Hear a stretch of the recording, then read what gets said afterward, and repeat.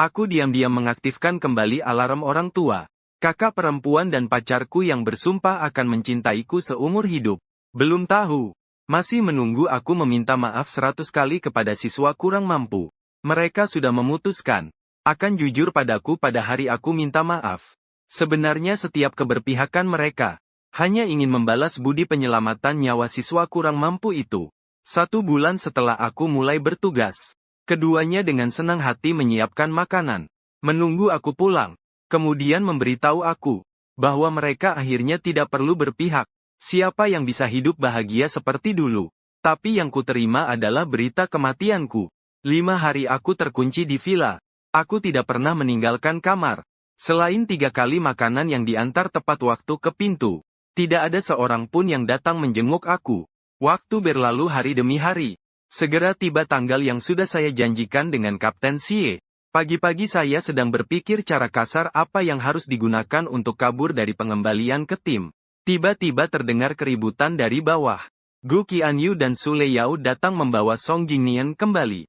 Tak lama kemudian, pintu yang terkunci selama beberapa hari dibuka. 2 orang dengan wajah dingin masuk ke dalam.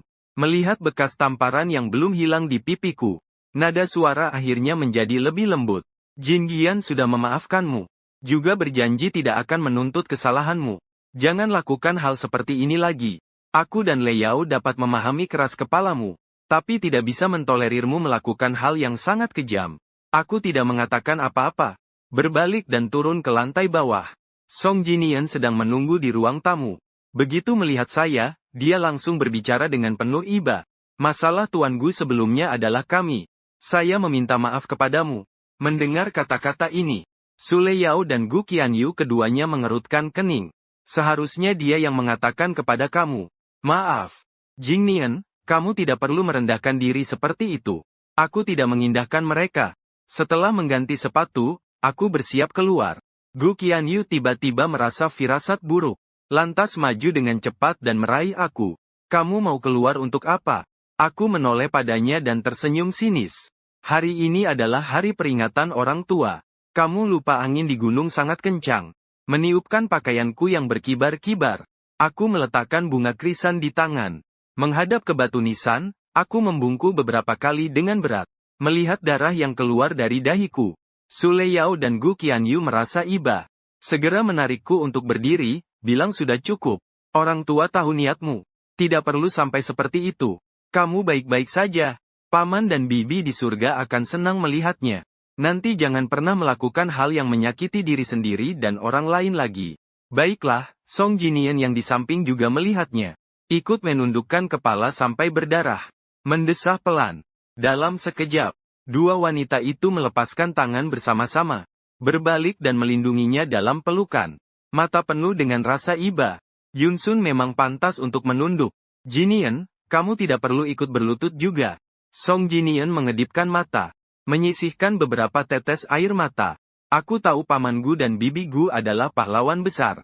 Aku juga tahu Tuan Su. Kamu menganggapku seperti adik. Di hatiku, aku sudah menjadi bagian dari keluarga Gu. Jadi kepala ini harus dipukul. Melihat dia yang terlihat begitu pengertian. Gu Qianyu terkejut sejenak. Melihat tatapannya ke arahku menjadi agak rumit. Su Leyao juga menghela napas pelan. Membungkuk dan membersihkan debu di lututnya. Melihat darah di dahinya semakin banyak mengalir. Lalu segera turun gunung untuk mengambil plester di jendela. Gu Qianyu juga merasa sangat kasihan. Teringat di mobil ada antiseptik. Segera ikut turun bersama. Tidak lama kemudian makam hanya menyisakan aku dan Song Jingnian. Tanpa orang lain. Song Jingnian pun tidak lagi berpura-pura lemah. Dengan angkuh mulai menantang Gu Yunsun lagi. 2 wanita yang paling menyayangimu. Sekarang hanya mendengarkan perkataanku. Apakah kamu sedih sekali?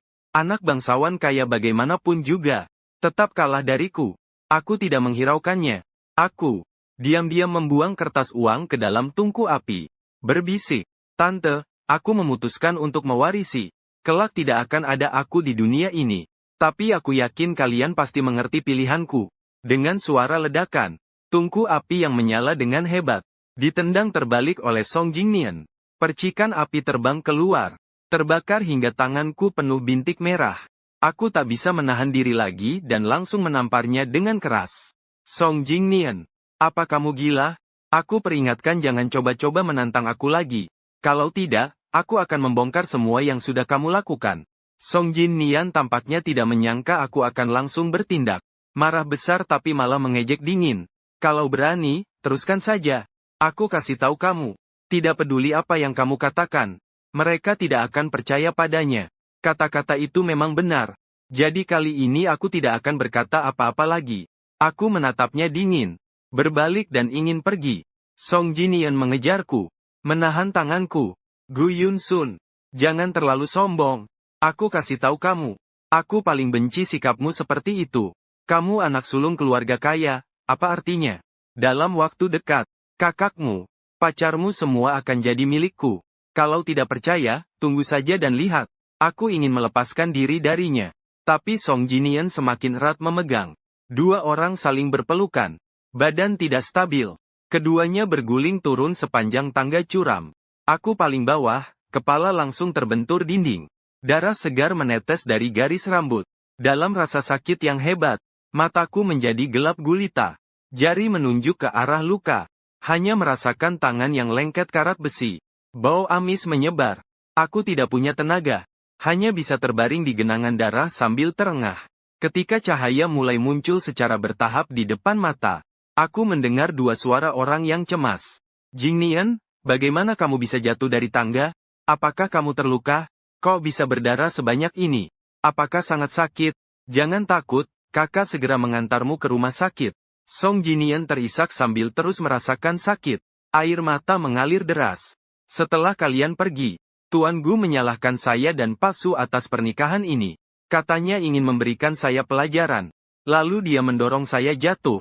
Mendengar kata-kata ini, wajah Su Leyao dan Gu Qianyu berubah menjadi suram seperti bisa meneteskan air. Mereka menatap dingin orang yang tergeletak di tanah dengan kesabaran yang habis. Berulang kali, Gu Yun Sun, sampai kapan kau mau terus berbuat onar? Melakukan hal seperti ini di depan makam paman dan bibi. Apa kau tidak takut mereka melihatnya? Gu Yun Sun, kau sungguh membuatku sangat kecewa. Ini peringatan terakhirku padamu. Kalau kau terus menyakiti selama bertahun-tahun dengan semena-mena, aku Gu Qianyu akan menganggap kau bukan adikku. Melihat mereka melindungi Song Jinian seperti itu, cahaya terakhir di mataku pun padam. Aku melihat adikku yang tenggelam dalam darahnya sendiri yang memerah keunguan. Mengeluarkan beberapa kata dari tenggorokannya. Menjawab mereka. Untuk yang ke-100 kalinya. Sesuai keinginan kalian. Dua wanita itu mengerutkan alis mereka. Tidak mengerti maksud kata-kataku. Tapi mereka sambil membawa luka Song Jinian. Juga tidak mengejarku. Keduanya saling mendukung Song Jinian lalu pergi. Sebelum pergi hanya meninggalkan kata-kata tanpa perasaan. Bergema di angin.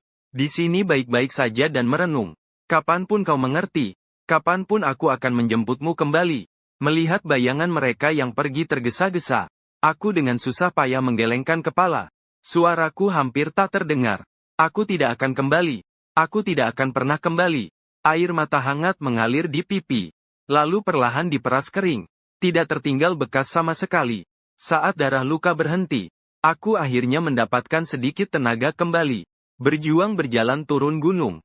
Darah merah tua meninggalkan jejak panjang di tangga.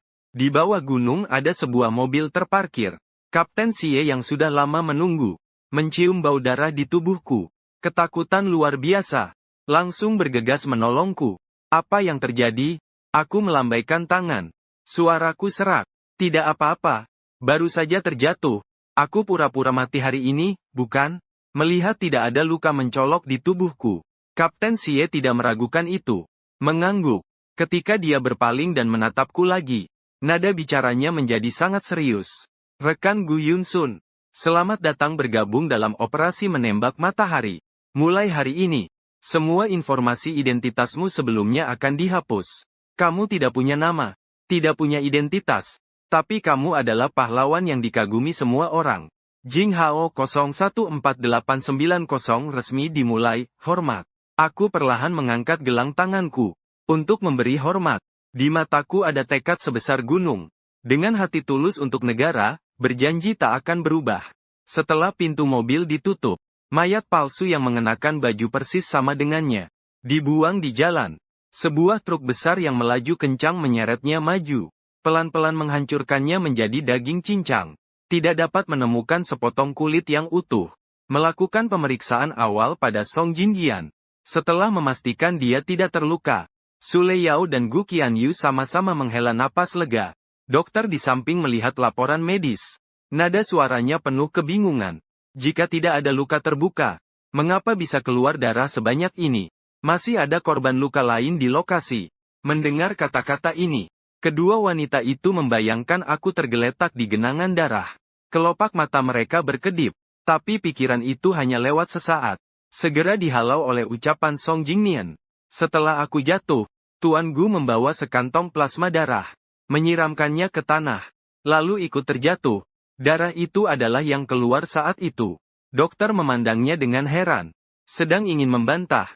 Tiba-tiba melihat Gu Qianyu mengangguk dengan wajah suram. Dia memang bukan pertama kali melakukan hal seperti ini. Jing Nian, kamu tenang saja. Aku pasti akan mengembalikan keadilan untukmu. Song Jinian. Air mata yang terharu. Sule Yao yang matanya basah pelan-pelan mengusap bekas luka memar di tubuhnya. Terus-menerus menghibur. Setelah dia beristirahat, dua wanita itu keluar dari ruang perawatan. Tiba-tiba dihentikan oleh dokter yang menunggu di pintu. Dua pria sekalian. Saya sudah memeriksa darah pasien ini. Bukan plasma darah. Ini adalah darah manusia. Saya sarankan kalian segera membawa korban lainnya untuk pemeriksaan. Lebih baik diperiksa, agar tidak meninggalkan komplikasi. Banyak darah seperti ini bukan plasma darah. Bukan juga Song Jingnian. Benarkah itu Gu Yunsun? Hati dua wanita itu pun tenggelam. Saat mereka hendak mengorbankan diri kembali untuk menanyakan apa sebenarnya yang terjadi pada Song Jingnian, tiba-tiba terdengar tawa dari pria yang sudah tertidur. Nada suaranya penuh dengan rasa senang melihat kesusahan orang lain. Kalian tidak tahu betapa malunya aku. Dipermainkan seperti anjing yang berlari-lari ke sana kemari. Beberapa hari lalu aku membuat api. Dia mendapat tamparan. Dikurung selama beberapa hari. Hari ini dia jatuh dengan kepala berdarah-darah. Tidak ada satupun yang mengurusnya. Menurutmu, apakah dia akan mati di pemakaman itu? Deng, suara keras terdengar. Pintu ditendang hingga terbuka. Song Jingnian gemetar ketakutan. Ponselnya terjatuh ke lantai. Dia melihat kedua wanita itu yang pergi lalu kembali. Pikirannya kosong. Kakak Qianyu, kakak Leyao, kenapa kalian kembali? Wajah dua wanita itu suram seperti bisa mengeluarkan air. Melangkah besar menuju ke depannya. Gu Qianyu langsung meraih kerah bajunya, menariknya ke atas, bertanya dengan suara keras. Api itu yang kamu nyalakan. Itu milik Yunsun. Kenapa kamu bohong? Mata Sule Yao dipenuhi awan gelap. Tidak lagi lembut seperti dulu. Kami tidak pernah memperlakukanmu dengan buruk.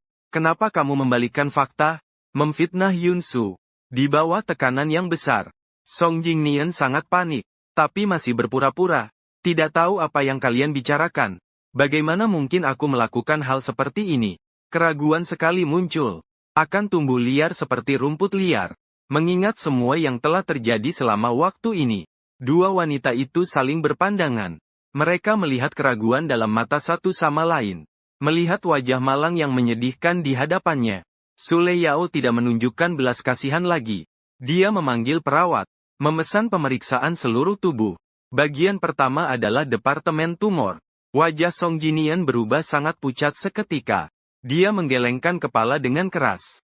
Nada suaranya penuh penolakan. Kakak Leyao, tubuh saya baik-baik saja. Tidak perlu diperiksa. Jika kamu khawatir tentang saya, mari kita periksa di rumah sakit Hesie, bagaimana? Penampilannya yang bingung itu langsung menyadarkan Gu Qianyu. Dia menatapnya dengan teguh. Hampir seperti menggertakkan gigi. Pemeriksaan kanker tahap awal tidak sama saja dimanapun. Mengapa kamu harus pergi ke rumah sakit Hesie? Apakah rumah sakit Husi tidak bisa menemukan?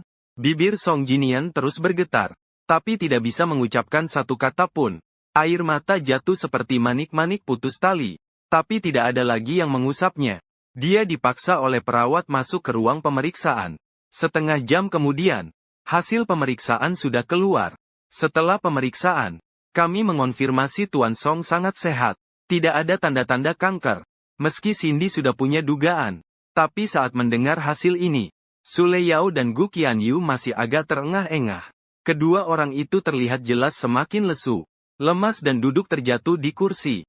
Mata sudah tidak ada sinar kegembiraan seperti dulu. Kanker itu palsu. Darah itu jatuh karena terjatuh. Api yang kuhimbaskan adalah kasus penculikan yang langsung dilakukan oleh Song Jinian. Kecelakaan mobil yang disiram cat, rambut yang dipotong. Mengingat semua kejadian yang terjadi dalam setahun ini, dua wanita itu hanya merasa absurd. Nada bicaranya penuh kebingungan. Jika semuanya adalah sandiwara yang dipentaskan sendiri oleh Song Jinian, apakah kita telah menuduh Yunsun tanpa alasan? Karena semuanya hanyalah fitnah. Mengapa Yunsun tidak mengucapkan kata-kata Gu Qianyu itu? Tiba-tiba berhenti di tengah pembicaraan. Kedua orang tersebut secara bersamaan teringat adegan setiap kali terjadi masalah. Keduanya terdiam. Mereka merasa setiap kali kejadian selalu tepat bisa melihat adegan Song Jinian yang dimarahi dan terluka. Apakah benar ada begitu banyak kebetulan di dunia ini? Memikirkan hal itu secara tidak sengaja membuat Su Leyao merasa sedikit cemas. Dia mengeluarkan ponsel dan melihat waktu. Menemukan bahwa sudah jam 5 sore. Sudah 5 jam sejak mereka meninggalkan kuburan. Selama itu aku tidak mendapat satu telepon. Ataupun pesan pun tidak. Apakah dia cedera parah? Pingsan? Atau benar-benar marah? Tidak ingin berbicara dengan mereka. Gu Qianyu juga sedikit gugup. Segera menghubungiku. Tapi setelah menelpon lebih dari 10 kali, pihak lain selalu dalam keadaan mati. Saat mencapai panggilan ke-28, Su Leyao akhirnya tidak bisa duduk diam. Bangun dan berjalan menuju garasi. Gu Qianyu juga mengikutinya. Kedua orang itu mengendarai mobil dan kembali ke villa. Mendengar dari pelayan mengatakan bahwa sepanjang hari ini tidak melihatku, gelabah dan tergesa-gesa menuju taman hutan. Setengah jalan, mereka menerima telepon dari polisi. Nona Gu, kami sudah menangkap tersangka kasus penculikan. Mereka sudah mengaku penculikan kali ini atas perintah seseorang bernama Song Jinjian. Apakah Anda sekarang ada waktu untuk datang ke kantor polisi dan mengenali tersangka? Berita ini bagi Su Leyao dan Gu Qianyu saat ini bagaikan petir di siang bolong.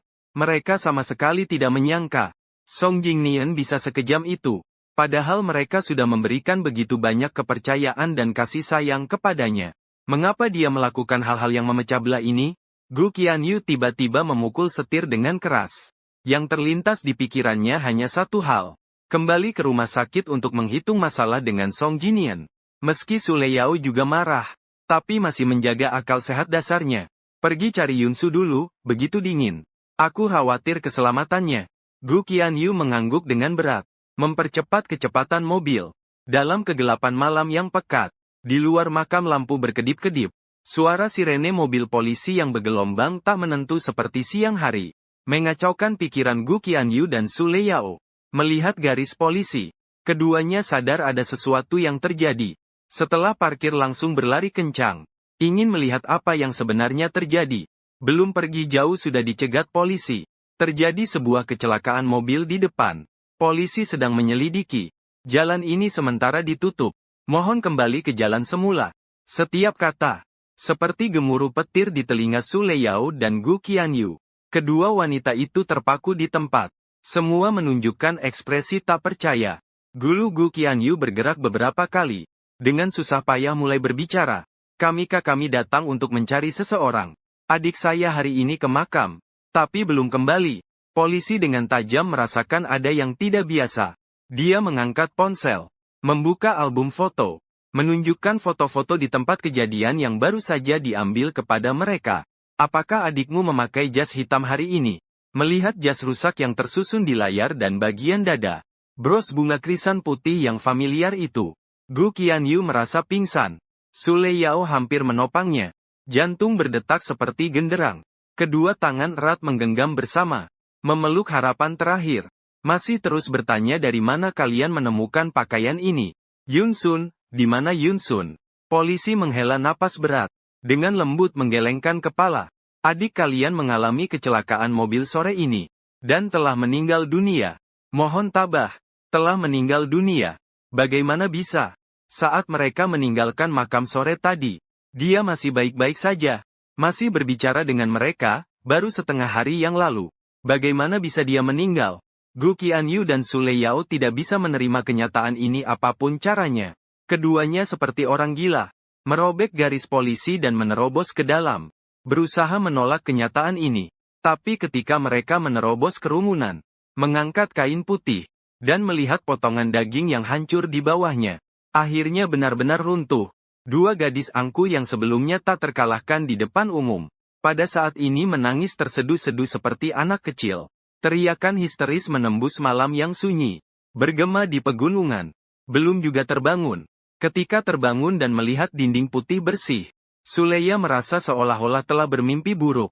Dia bermimpi aku sudah meninggal. Tapi bagaimana mungkin dia sendiri yang baik-baik saja bisa mengalami kecelakaan?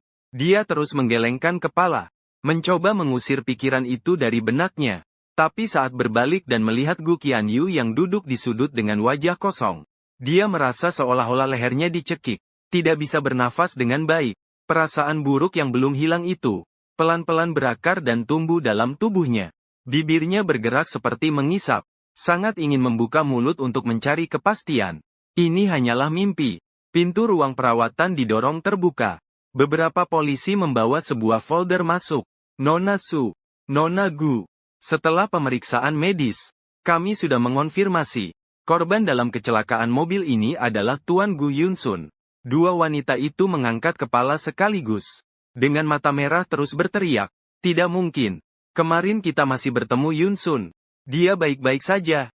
Kenapa bisa terjadi apa-apa? Orang tua saya adalah polisi. Adik laki-laki saya pernah ke akademi kepolisian.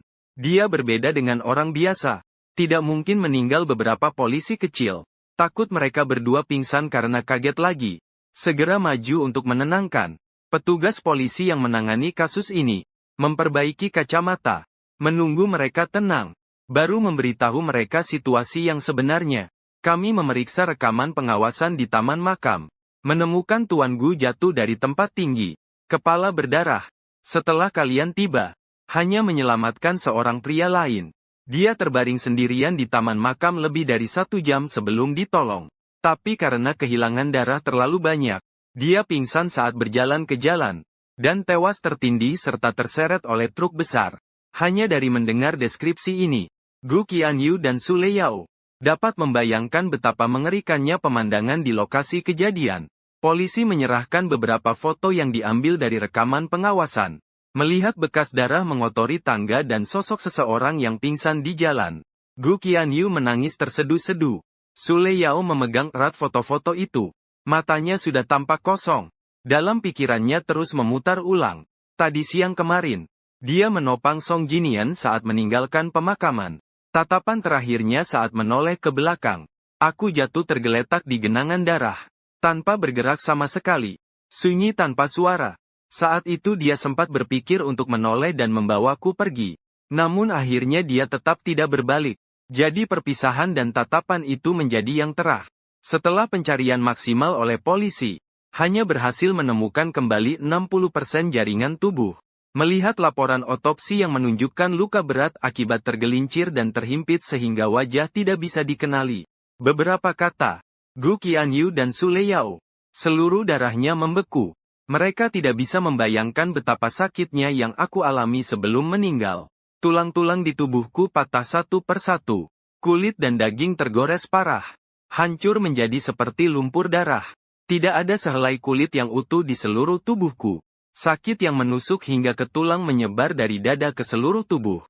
Membuat kedua orang itu merasakan sakit yang tak tertahankan. Beberapa hari ini mereka sudah menguras habis air mata. Tidak bisa menangis lagi. Hanya bisa memegang erat tangan yang penuh dengan bekas darah. Berharap rasa sakit dapat menghentikan rasa sakit. Melihat keadaan mereka, ahli forensik menghela napas.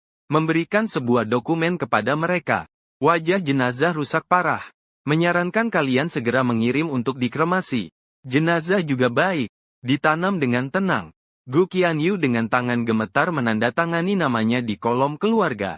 Tanda tangan terakhir terjatuh. Dia hanya merasa nafas yang menopangnya sampai hari ini telah hilang. Sementara Sule Yao terpaku menatap kain putih. Matanya tanpa cahaya. Ruangan sunyi senyap. Tidak tahu sudah berapa lama. Sekretaris masuk. Melapor pelan kepada Pak Su.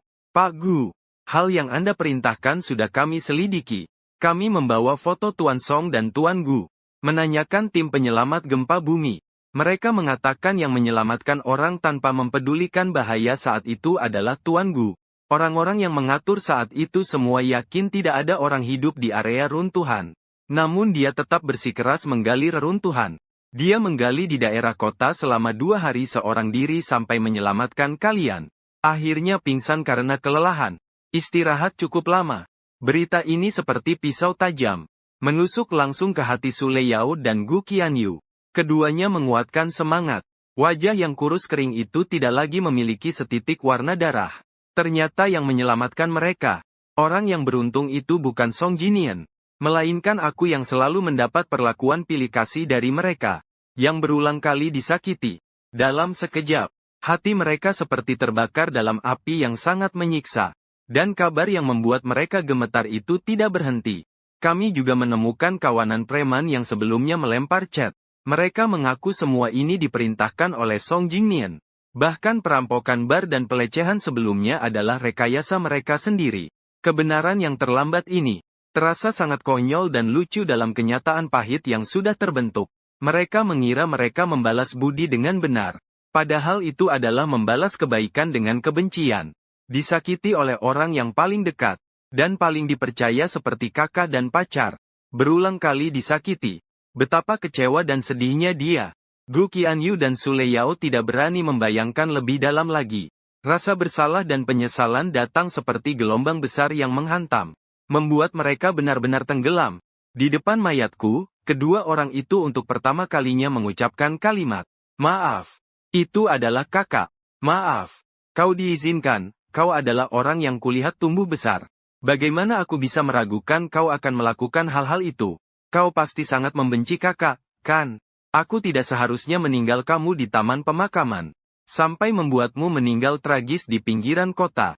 Orang tua kita di surga pasti sangat sedih melihatnya. Hari itu, aku seharusnya membawamu pergi bersama. Padahal kau seharusnya yang paling sakit. Kenapa aku malah pergi? Aku sudah bilang akan merawatmu seumur hidupku. Tapi justru menyakiti hatimu paling dalam. Maafkan aku, maafkan aku." Tangisan putus asa satu demi satu bergema di dalam ruangan. Tapi tak ada yang akan membalasnya lagi. Tujuanku memilih taman pemakaman Nanshan. Di sini dekat taman makam pahlawan. Lingkungannya tenang. Jarang ada orang yang iseng. Hari pemakaman. Gu Qianyu memegang peti abu. Sule Yao membawa seutas kain sepanjang 1 zang. Orang-orang yang datang ke gunung menghadiri pemakaman meskipun hujan gerimis. Selain sebagian kecil anggota keluarga Gu, sisanya adalah teman-teman dan mantan teman sekelasku. Melihat foto yang sudah menjadi hitam putih, semua orang tidak menyangka, bagaimana bisa seseorang yang baik-baik saja tiba-tiba hilang begitu saja. Karena kabar kematian datang secara tiba-tiba. Semua orang merasa sangat sedih. Tidak bisa menahan diri untuk bertanya apa sebenarnya yang terjadi. Aku masih bertemu dengan Yun Sun sebulan yang lalu. Aku mengajaknya untuk menghadiri pernikahan 2 bulan kemudian. Dia sudah setuju. Akan datang. Kenapa mendengar kabar itu karena kecelakaan mobil? Qianyu, sebenarnya apa yang terjadi? Kami melihat Yun Sun tumbuh dewasa. Katakan yang sebenarnya kepada paman-pamanmu. Dia adalah adik kandungmu. Saat ini meninggal di usia muda. Kamu sebagai kakak, kenapa bahkan tidak mengizinkan perpisahan? Menghadapi pertanyaan dan keraguan dari semua orang, Gu Qianyu berlutut di tanah. Memberi beberapa kali penghormatan dengan kepala ke tanah kepada teman-teman buku. Suara penuh dengan kesedihan. "Ya, saya sebagai kakak tidak menjalankan tanggung jawab. Saya yang menyebabkan kematian Yun Sun. Jika bukan karena saya tak membedakan benar salah dan bertengkar dengannya, dia tidak akan mengalami kecelakaan. Juga tidak akan pingsan di jalan. Mengalami kecelakaan mobil." Sule Yao yang merasa bersalah juga tidak tahan tekanan berat itu. Ikut berlutut di depan batu nisan. "Saya juga bersalah. Saya yang membuat Yun Sun kecewa. Saya tidak seharusnya percaya sepihak pada Song Jinian. Di saat dia paling sakit dan sedih, saya selalu menjauhkan diri. Aku tidak pantas menjadi pacarnya." Mendengarkan pengakuan 2 orang yang sakit hati ini, semua orang terdiam. Para anggota keluarga Gu menatap dengan desahan. Hanya ada kekecewaan yang tak berujung dalam pandangan mereka. "Qianyu, orang tuamu meninggal lebih awal. Yunsun adalah orang yang membesarkanmu dengan susah payah. Dia sejak kecil sudah pengertian dan patuh. Apapun yang terjadi, dia menyimpannya sendiri. Karena takut kamu khawatir. Awalnya aku pikir kamu sebagai kakak akan mengerti adikmu. Tapi kenapa kamu bisa sebodoh itu? Anak Yunsun ini berhati baik. Demi orang luar, kamu malah menyakitinya seperti ini. Leyao, bagaimana kamu bisa menjadi seperti sekarang? Wajah Su Leyao dan Gu Qianyu perlahan mulai suram. Hujan gerimis mulai jatuh. Orang yang berziarah datang dan pergi. Langit perlahan menjadi gelap. Dua orang itu masih enggan pergi. Melihat wajah yang tertangkap di batu nisan itu. Batu besar itu sejenak bingung. Foto ini masih saat aku berusia 18 tahun. Mereka sendiri yang memotret dirinya saat dewasa. Saat itu karir Gu Qianyu sedang naik daun. Asmara sepasang kekasih itu sedang dalam puncak. 3 orang pindah ke villa baru. Mengingat kebahagiaan masa depan yang terasa dekat. Mereka mengira semua penderitaan sudah berakhir. Sisa hidup nanti akan lancar dan mulus. Namun tak disangka baru beberapa tahun berlalu. Semua berubah menjadi seperti bulan di air. Seperti bunga di cermin. Dan pelaku yang menghancurkan semua keindahan itu justru adalah mereka sendiri. Seandainya mereka bisa berdiri teguh di pihakku. Seandainya mereka lebih sabar untuk mencari tahu kebenaran. Seandainya mereka lebih peduli padanya. Semua segalanya akan berbeda. Tapi di dunia ini tidak ada. Jika memang tidak ada obat penyesalan. Segala permintaan maaf yang tak habis-habisnya dan rasa bersalah yang tak berujung. Akan terkumpul di dalam hati mereka. Menjadi racun bayangan yang tak pernah bisa mereka lepaskan. Hari ke-7 setelah dimasukkan ke rumah sakit jiwa. Song Jingnian sudah disiksa sampai hampir gila. Dia tidak pernah tidur nyenyak satu kali pun. Setiap bangun tidur harus menghadapi siksaan dari orang-orang di dalam kamar. Sekelompok orang gila ini memaksa memasukkan makanan basi ke mulutnya. Mereka sengaja menarik kepalanya dan menabrakkannya ke tembok.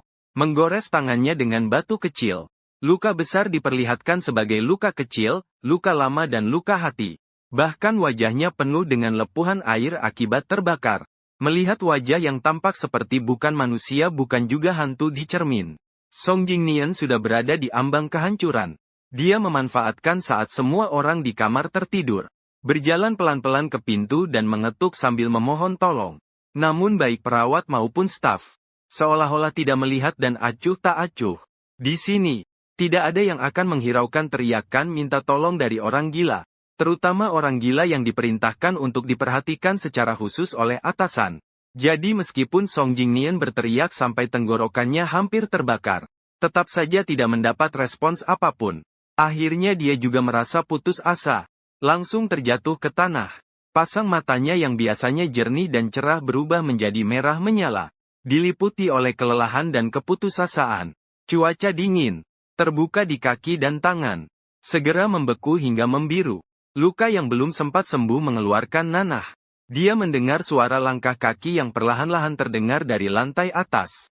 Ekspresi ketakutan yang baru saja padam menyala kembali. Sudah sadar pun sudah sadar. Mimpi buruk akan segera datang lagi. Song Jingnian meringkuk di sudut. Seluruh tubuhnya gemetar tak terkendali. Tepat saat dia paling ketakutan. 2 sosok bayangan menutupi. Dia mengangkat kepala, melihat 2 wajah yang sudah dikenal itu, memeluk kaki mereka, tiba-tiba menangis dengan suara keras. Aku tahu aku salah. Kakak Qianyu, kakak Leyao. Aku tidak seharusnya menyakiti Tuan Gu. Aku berjanji bahwa hal seperti ini tidak akan pernah terjadi lagi. Melihat aku pernah menyelamatkan kalian. Tolonglah, lepaskan aku. Besok aku akan meninggalkan kota ini setelah menjaga keamanan. Aku pasti tidak akan muncul di depan kalian lagi. Aku bersumpah jika bertemu Song Jingnian lagi. Kedua orang itu hanya merasa jijik. Gu Qianyu mengangkat kaki dan menendangnya dengan keras. Tanpa menunjukkan sedikit pun belas kasihan. Tatapan Su Leyao padanya lebih dingin dari embun es di bulan Desember. Dia mengeluarkan sepasang kunci dan memainkannya di tangan. Suaranya sangat dingin. Ingin berjalan dengan baik. Bertanya beberapa pertanyaan padamu. Selama kamu berkata jujur, kami akan memberikan kuncinya kepadamu. Jika ada satu kalimat dusta, maka kamu tinggal di sini untuk menghabiskan masa tua. Mendengar perkataan ini, Song Jingnian kembali menyalakan secercah harapan dalam hatinya. Segera menyatakan sikap. Saya katakan saya akan mengatakan segalanya. Hanya berharap kalian membiarkan saya pergi. Kami telah berbuat sebaik mungkin untukmu. Mengapa kamu ingin menghasut hubungan kami dengan Yun Sun? Song Jingyan sedikit menciut. Secara naluriah ingin berbohong. Tapi setelah melihat dua tatapan mengancam itu, dia tak berani lagi membuat kebohongan. Mengungkapkan isi hati tanpa menyembunyikan apapun. Aku hanya iri karena dia diperlakukan dengan manja. Juga ingin seperti dia. Hanya menjadi seorang bangsawan muda yang hidupnya berkecukupan. Karena sedikit rasa ego ini, membuatku meninggal dengan tragis. Su Leyao meremas kepalan tangannya. Hidungnya terasa perih. Menutup matanya. Semua yang kau inginkan sudah kau dapatkan. Lalu kenapa masih terus-menerus menjebaknya? Aku hanya merasa tidak aman saja. Aku ingin membuktikan dalam hatimu. Aku lebih penting darinya. Setiap kali harus memilih salah satu. Melihat kalian melindungiku. Itu adalah saat-saat paling bahagia dalam hidupku. Baru aku tahu aku juga layak dicintai. Setiap kata dan kalimat. Bagaikan panah dingin yang menusuk hati Gu Qianyu dan Su Leyao. Kenangan buruk yang tak ingin dikenang. Menjadi penghalang yang tak bisa mereka lewati selamanya. Perasaan rumit yang menggelora dalam hati. Buat mereka tidak bisa tetap tenang. Sebelum kejadian ini, mereka mengajukan pertanyaan terakhir. Selama ini, apakah kamu pernah menyesal atas perbuatanmu? Menyesal. Mendengar kata itu, mata Song Jingnian cepat-cepat menampilkan sedikit ketidaktahuan. Dia tidak mengerti kenapa mereka berdua sudah tahu kebenarannya, tapi masih menanyakan pertanyaan yang membosankan ini. Apakah penyesalan itu berguna? Song Jingnian tidak merasa begitu. Namun karena dorongan naluri bertahan hidup, dia tetap memeras dua tetes air mata. Tentu saja aku sangat menyesal. Aku tidak seharusnya menyakiti Tuan Gu. Meskipun dia tidak memperlakukanku sebaik kalian. Tapi kamu berbohong. Kali ini, Gu Qianyu akhirnya menembus kebohongan buruk Song Jingyan. Dia tidak tahan lagi. Angkat kepalan tangan. Lampiaskan semua kemarahan dan rasa sakit dari hati pada dia. Satu pukulan demi satu pukulan. Teriakan kesakitan terus bergema di lorong sempit dan gelap. Su Leyao memandang dingin tanpa berkata sepatah kata pun. Setelah Gu Qianyu selesai melewati cobaan dan berhenti, dia memandang orang yang dipukuli sampai wajahnya hancur. Membuang kunci di tangannya ke selokan di luar pintu. Kalau tidak jujur, maka kamu tinggal di sini menunggu mati saja. Melihat dengan jelas satu-satunya jalan hidup tertutup. Song Jingnian yang pusing dan mabuk juga tidak bisa berakting lagi. Dia berjuang bangkit. Wajah yang tiba-tiba penuh darah. Sangat mengerikan.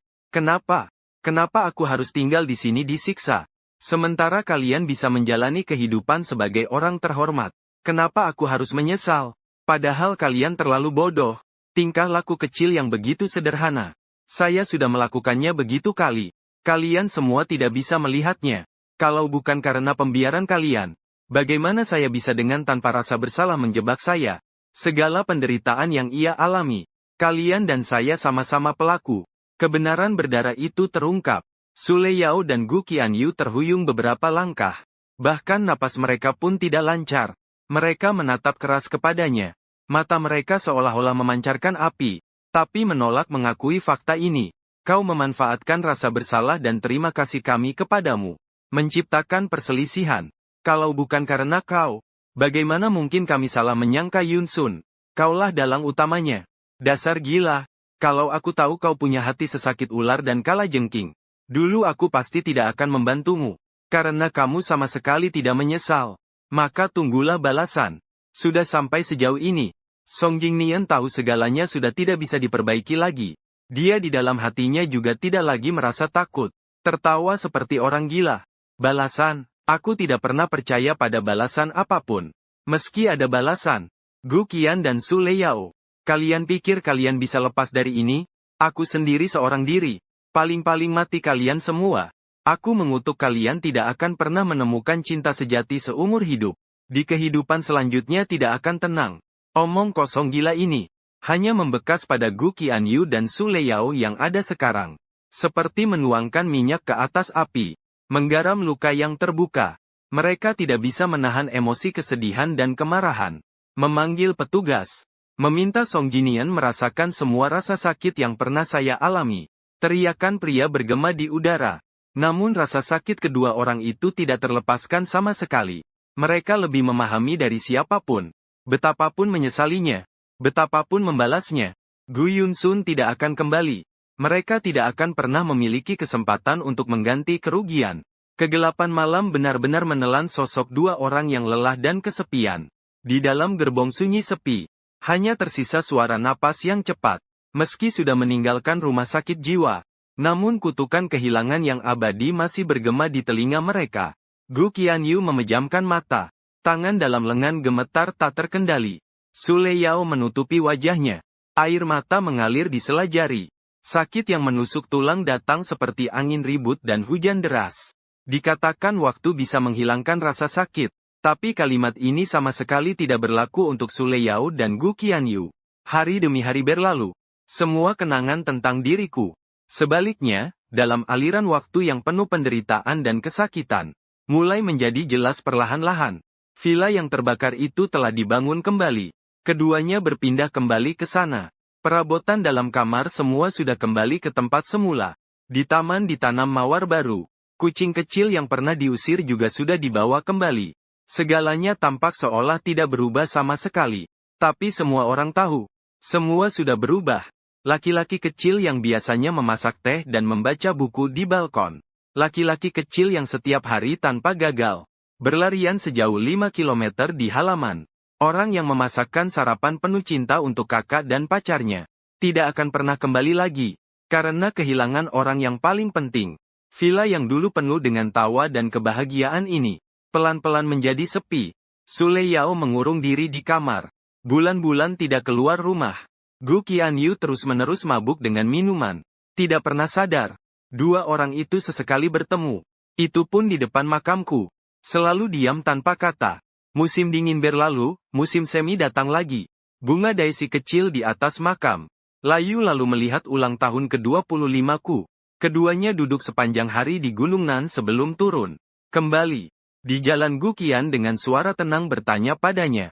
Aku mau pergi melihat orang tua. Kamu mau ikut? Su Leyao menelan beberapa kali di tenggorokannya. Mata menampakkan emosi yang rumit. Biasanya saudara-saudari keluarga Gu setiap tahun pergi ke Taman Pahlawan untuk bersih-bersih makam. Dia selalu ikut bersama. Tapi sejak aku meninggal, setiap kali teringat taman makam itu, dia seperti terjebak dalam mimpi buruk dan sulit melepaskan diri. Mantel hitam yang sobek itu dan darah daging di bawah kain putih. Reruntuhan tubuh itu menjadi bayang-bayang yang tak bisa dia hilangkan. Jadi dia tak pernah menginjakkan kaki di sana lagi. Tapi hari ini entah kenapa, dia tiba-tiba sangat ingin pergi melihatnya. Jadi dia mengangguk pelan. Suaranya hampir tak terdengar. Pergilah. Yunsun hari ini ulang tahun. Paman dan bibi pasti juga ingin makan kue. Melihat kue yang sedikit terpotong itu, Gu Qianyu merasa hatinya perih. Dia menelan sakit yang tak diketahui orang lain. Berangkat menuju Taman Makam Pahlawan. Saat sampai sana sudah pukul 4.30.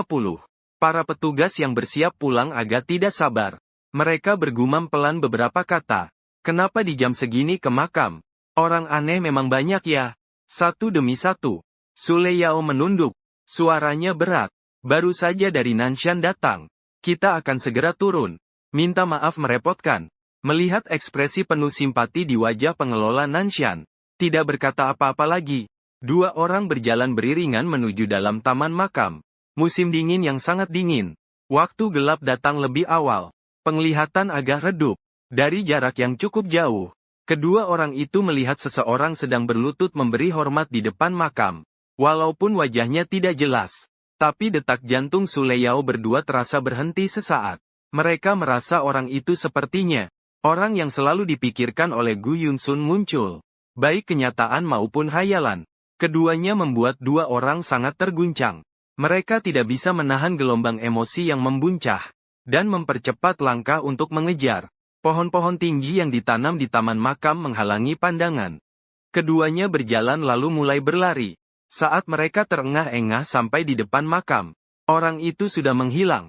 Hanya ada bunga krisan yang diletakkan di depan batu nisan, yang bisa membuktikan bahwa semua yang mereka lihat tadi bukan halusinasi. Su Leyao dan temannya saling menatap, dan melihat kepastian di mata satu sama lain. Mereka tanpa bersepakat mengejar lewat jalur lain. Mengejar sampai ke tempat parkir. Namun tidak melihat siapapun. Hanya sebuah mobil yang berdiri sendiri di pintu masuk. Keduanya tidak ingin menyerah. Mereka berdua berlari mendekat, dan mengetuk pintu mobil.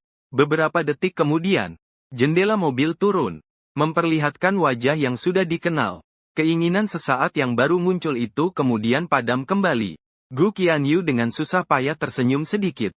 Tersedak saat mulai berbicara. Paman Xie, mengapa kau datang? Dalam beberapa kata. Setelah mengirim kedua orang itu pergi, Kapten Xie menatap orang di kursi belakang sambil menghela nafas pelan. Operasi sudah selesai. Meski identitasmu masih dalam tahap rahasia, tapi Qianyu tetaplah kakak kandungmu. Tidak ingin bertemu dengannya sekali saja. Untuk menjelaskan semuanya, aku menggeleng pelan. Memakai jaket berkerudung. Dari suara di balik tudung itu tak terdengar emosi. Aku sudah mati. Yang hidup sekarang adalah Jiang Yichen.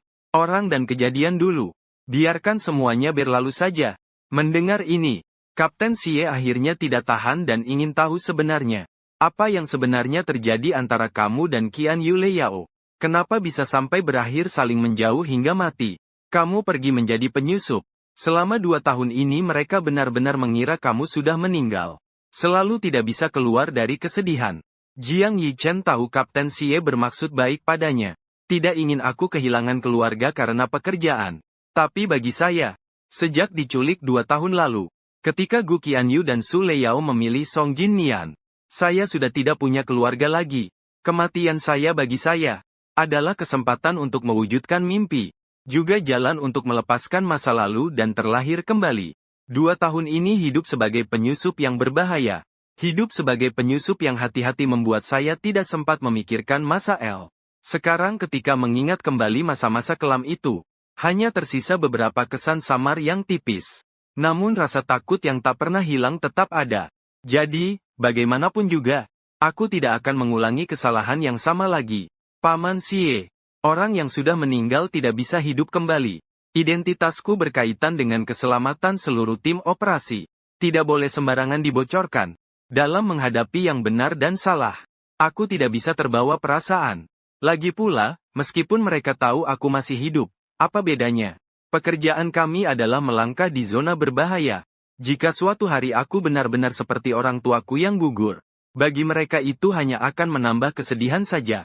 Lebih baik tetap menyembunyikannya seperti ini. Ini hanya membawa keuntungan tanpa kerugian. Apa yang aku katakan?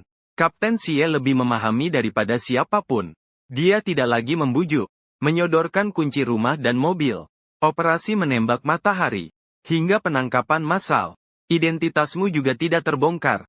Pimpinan menganggap identitasmu masih memiliki nilai guna. Tidak memanggilmu kembali ke tim. Memutuskan membiarkanmu terus menyamar. Menunggu waktu yang tepat. Ini adalah kunci rumah dan mobil yang dialokasikan oleh tim. Kamu sementara tinggal di sini dulu. Jaga komunikasi satu jalur denganku. Aku sudah terbiasa dengan pekerjaan menyamar di garis depan. Tidak ada arti apa-apa untuk hal itu. Setelah Kapten Xie mengantarku pulang dengan mobil, dia memberi beberapa pesan sebelum pergi. Aku membawa kunci tapi tidak pulang ke rumah, melainkan pergi ke toko serba ada terlebih dahulu, membeli banyak perlengkapan hidup. Ketika aku keluar lagi, hujan gerimis mulai turun di luar. Aku tidak membawa payung. Seseorang berjalan kembali sepanjang gang yang sama, di mulut gang sempit yang kosong tanpa orang. Saat ini ada 2 orang berdiri di sana. Jiang Yichen bahkan tidak mengangkat kelopak matanya. Dengan pandangan lurus, berjalan melewati 2 orang itu. Saat bersisian lewat, Su Leyao yang terlihat sangat lelah mengulurkan tangan dan memegang bahuku. Suaranya gemetar karena gugup. Yun Sun. Baru saat itu aku mengangkat kepala dan meliriknya. Wajah penuh ketidakpuasan dan kejengkelan. Kamu siapa? Lepaskan aku, jangan menghalangi jalan. Nada suara yang asing. Tatapan dingin membuat hati Su Leyao dan Gu Qianyu bergetar. Tapi mereka tidak mau melepas harapan sekecil apapun. Bersikeras tidak mau melepaskan. Aku tahu itu kamu, Yun Sun. Aku adalah kakakmu. Kamu tidak mengenaliku lagi? Aku terkejut melihat mereka yang sangat bersemangat seperti itu. Dengan sengaja menjatuhkan barang yang dipegang. Mengangkat siku lalu menubruknya. 2 orang tersebut terhuyung mundur beberapa langkah karena benturan kekuatan itu. Aku langsung berlari. 2 orang itu terkejut oleh situasi ini. Tanpa sadar mengikuti. Melihat wajah yang sangat berbeda dari ingatan. Kata-kata yang ingin keluar dari mulut Sule Yao terhenti di tenggorokan. Harapan yang mulai terbakar dalam hati. Pada saat ini benar-benar padam total. Mata dipenuhi oleh kekosongan. Gu Qianyu juga terlihat tidak percaya. Indra keenamnya secara naluriah memberitahunya. Orang yang pergi ke pemakaman pasti aku. Dia pasti tidak akan salah kenal. Tapi orang yang ditemukan sepanjang pencarian. Selain bentuk tubuh yang mirip, baik wajah maupun kepribadian sangat berbeda dengan adiknya. Ketika kedua orang itu terpana, bos sudah melaporkan ke polisi. 10 menit kemudian, polisi datang. Membawa keempat orang itu kembali ke kantor polisi. Dengan polisi di sini, saya juga tidak ragu-ragu.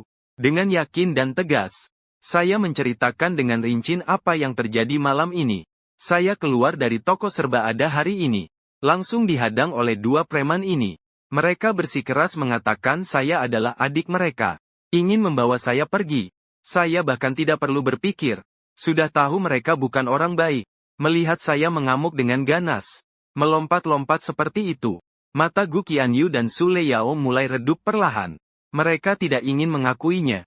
Tapi tidak bisa tidak mengakuinya. Orang yang bernama Jiang Yichen ini. Bukan Gu Yunsun. Dulu dia sering dianiaya oleh Song Jingyan. Sekalipun merasa sangat tersiksa, sekalipun sangat marah, aku tidak akan pernah kasar dan tidak sopan seperti ini. Berteriak-teriak, tanpa tata krama dan sopan santun. Penampilan seseorang bisa berubah. Suara pun bisa dipalsukan. Hanya karakter. Sifat tidak akan pernah memiliki perubahan yang begitu besar. Aku tidak tahu apa pikiran mereka sekarang. Dengan penuh semangat dan terbuka. Setelah berkata, tiba-tiba mengetuk meja keras. Begitulah kejadiannya. Pak Polisi. Kesaksian dan pengakuan semua sudah ada. Pastinya juga ada rekaman pengawasannya. Kalian harus benar-benar membantuku membuat keputusan yang adil. Polisi mencatat kata demi kata dengan jujur. Berbalik melihat ke Gu Qianyu dan Sule Yao. Kalian berdua bagaimana keadaannya? Kami pergi ziarah. Melihat dia sedang beribadah. Mengira itu orang yang kami kenal. Jadi kami mengejar ingin menanyakan kecelakaan itu saja. Mendengar kata-kata ini, saya semakin marah. Melemparkan tatapan tajam. Mengikuti saya selama ini. Pasti ada niat jahat untuk melakukan kejahatan. Kedua orang ini pasti gelisah. Dengan niat baik menahan mereka. Pastinya harus ditahan. Polisi juga sudah sedikit tidak tahan dengan keributan saya. Memberi isyarat untuk diam. Baru membuat saya tenang kembali. Melanjutkan pemeriksaan. Jadi kalian berdua bertemu di pemakaman. Kebun makam yang mana? Apakah yang dihormati orang yang sama? Mata Gu Qianyu berkilau sedikit. Suaranya menjadi jauh lebih rendah. Kami pergi ke Taman Pahlawan untuk mengunjungi orang tua saya. Saya masih dengan wajah yang cuek. Nada suaranya ringan dan santai. Taman Pahlawan ya. Itu adalah tugas membersihkan makam yang diperintahkan oleh ayahku sebelum meninggal.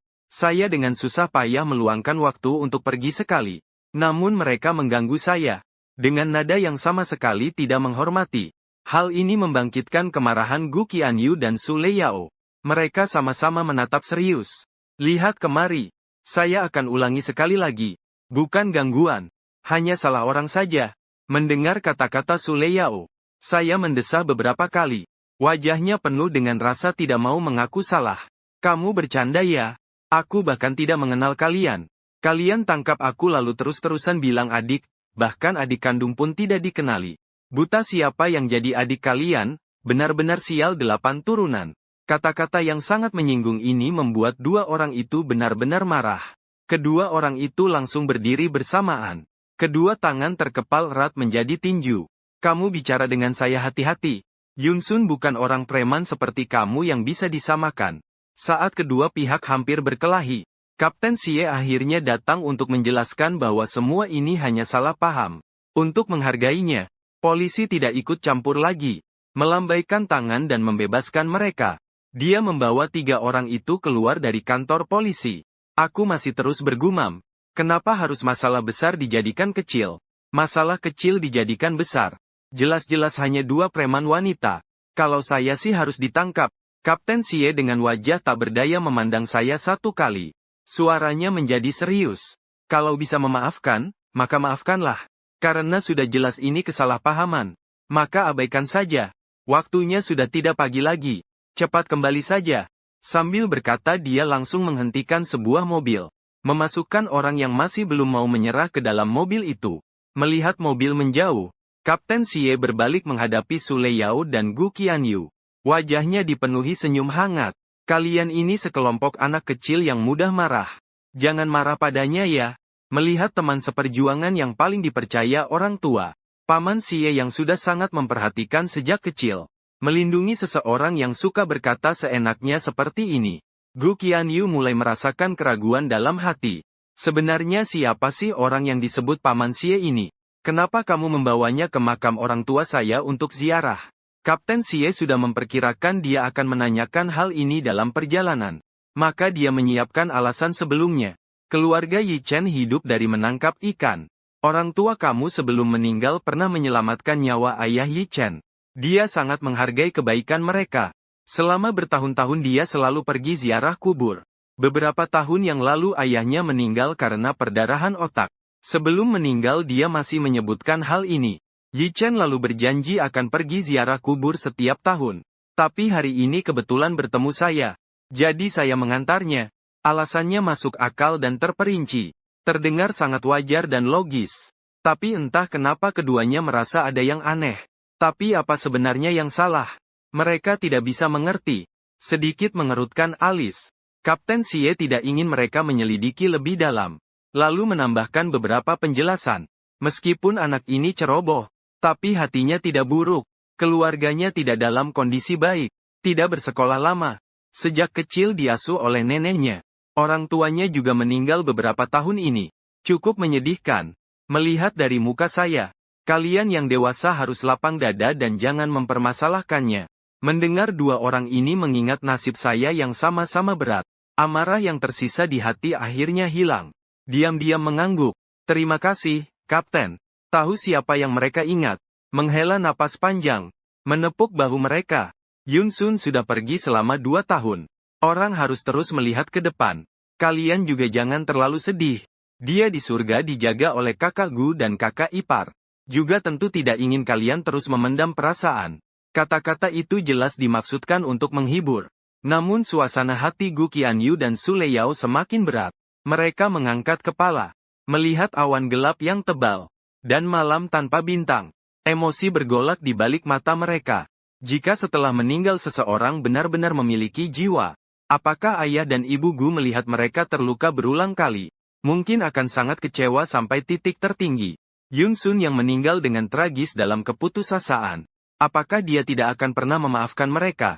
Perasaan getir dan sakit seperti ombak yang menghantam puncak hati mereka berdua dalam sekejap. Mereka tidak tahu harus berkata apa. Hanya bisa terdiam dan berbalik masuk ke dalam mobil. Sepanjang perjalanan sangat sepi. Saat kembali ke villa itu, melihat kamar yang gelap tanpa lampu, keduanya benar-benar terdiam dan melamun. Jika Yun Sun masih bisa melihat, kami akan datang. Pasti akan lari ke balkon tersenyum dan menyapa kami. Hari ini masih ulang tahunnya. Tapi dia tidak akan bisa makan kue ulang tahun lagi. Sepanjang malam, Su Leyao berguling-guling susah tidur. Dia terus memutar dalam pikirannya. Sosok yang dilihat di Taman Pahlawan. Perasaan gelisah. Apakah orang itu memang bukan Yun Sun? Jiang Yi Chen. Jiang Yi Chen. Dia terus mengucapkan nama ini. Hingga pukul 6. Akhirnya tidak tahan dan bangun. Mengirim pesan kepada sekretaris. Di luar jendela suasana mulai terang. Dia turun ke bawah ingin berjalan-jalan menghirup udara segar. Begitu keluar, dia melihat Gu Qianyu berdiri di sudut. 2 orang dengan lingkaran hitam di mata. Saling tatap. Gu Qianyu asal bertanya. Pergi kemana? Su Leyao terhenyak sejenak. Juga tidak tahu sebenarnya ingin pergi kemana. Hanya secara naluriah ingin melarikan diri dari sangkar penuh kenangan ini. Entah untuk menghirup udara segar. Setelah berkata begitu Su Leyao langsung mengendarai mobil keluar. Berjalan tanpa tujuan. Sepanjang perjalanan pikirannya berantakan. Tidak tahu sedang memikirkan apa. Saat ia tersadar, baru menyadari dirinya sudah sampai kembali di gang kemarin. Ini adalah sebuah kompleks lama. Di sekitar banyak toko kecil. Toko yang menjual sarapan pagi sudah buka sejak pagi. Pau di dalam kukusan. Roti kukus sangat membara dengan uap. Melalui kabut uap, Su Leyao melihat saya. Saya memakai topi dan santai turun ke lantai bawah. sambil melempar sampah ke tempat sampah. Membeli sepiring bakpao. Lalu kembali. Seluruh proses tidak lebih dari 10 menit. Sule Yao malah terdiam. Setelah semua orang pergi, dia tanpa sadar turun dari mobil. Saat melewati tempat sampah, dia melirik sebentar. Lalu mau pergi. Baru berjalan 5 langkah. Otak yang lambat karena lama tidak istirahat tiba-tiba berputar. Dia mundur lagi. Melihat lilin yang terlihat dari kantong sampah tanpa pantangan dalam tempat sampah. Tatapannya langsung membeku. Kemarin saat verifikasi identitas di kantor polisi, dia melihat kartu identitas Jiang Yichen. 23 tahun. Alamat rumahnya adalah sebuah desa nelayan kecil. Ulang tahunnya adalah tanggal 19 Juni. Kapten Xie berkata, dia sekarang adalah seorang yatim piatu. Lalu mengapa membeli kue ulang tahun? Dalam sekejap, Sule Yao merasa seperti menemukan inti masalah. Dengan beberapa langkah cepat mengikuti naik ke lantai atas. Aku berbalik di lantai 4. Saat hendak membuka pintu rumah, tetangga sebelah kebetulan keluar. Gadis kecil itu tersenyum ramah menyapaku. Aku membalas senyuman itu. Nainai, terima kasih ya. Kemarin mengundang aku merayakan ulang tahunmu. Kuenya sangat enak loh. Satu kalimat itu menghancurkan tebakan konyol Sule Yao. Dia menunjukkan senyum pahit. Lalu lesu berbalik turun tangga. Tidak mendengar jawaban manis dari gadis kecil itu. Kuenya kakak juga enak. Ternyata kita lahir di hari yang sama. Ah, sungguh kebetulan sekali. Nanti kita rayakan bareng ya. Aku menunduk menyentuh kepalanya. Lalu mengobrol sebentar. Kemudian pulang ke rumah. Saat pintu tertutup, aku melepas semua topengku. Menghela napas lega. Rasa bakpao enak. Mengisi perut kosongnya yang lapar. Aku meregangkan badan, berbaring di sofa. Terbayang wajah lucu Nana saat merekomendasikan bakpao padaku. Tanpa sadar tersenyum. Kemarin setelah kembali dari kantor polisi, aku lewat toko kue. Sambil membeli satu kue. Ternyata bertemu Nana yang juga ulang tahun di depan pintu. Gadis kecil yang cepat akrab ini mengedipkan mata dan menahanku.